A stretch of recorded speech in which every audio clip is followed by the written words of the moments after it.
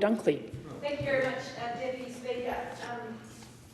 Amongst the rest of the ridiculous questions that had nothing to do with anything actually in the budget that the member for Groom raised in his contribution, he said this: is job creation important to the Treasurer?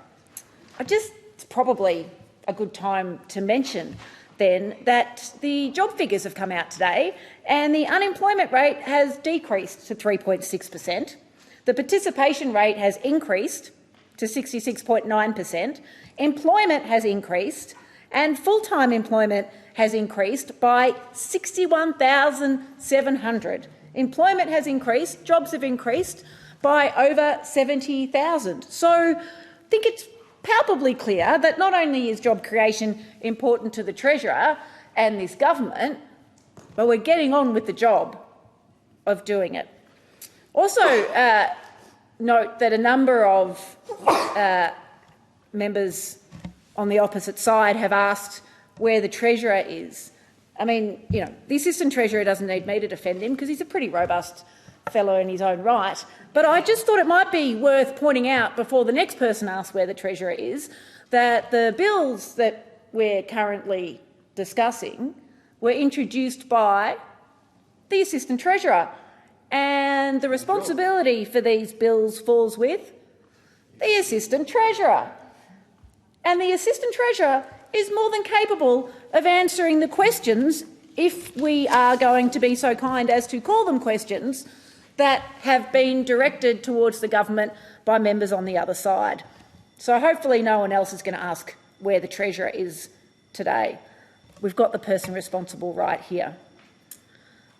One of the things that my constituents contact me about, and I know it's everyone in the parliament that gets this contact, is of course the rising cost of living.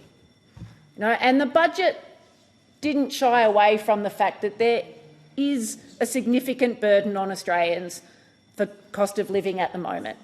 Not only did it not shy away from it, but it had a $14.6 billion cost of living package in it. And one of the things at the heart of that, of course, was to triple the bulk billing incentive so that more Australians can get to see a doctor for free because it's bulk billed. They don't have to worry about that cost.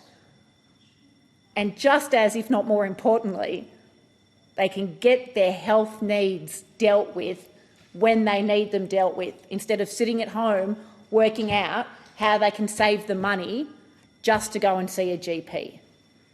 Of course, that $14.6 billion cost of living package had much more in it.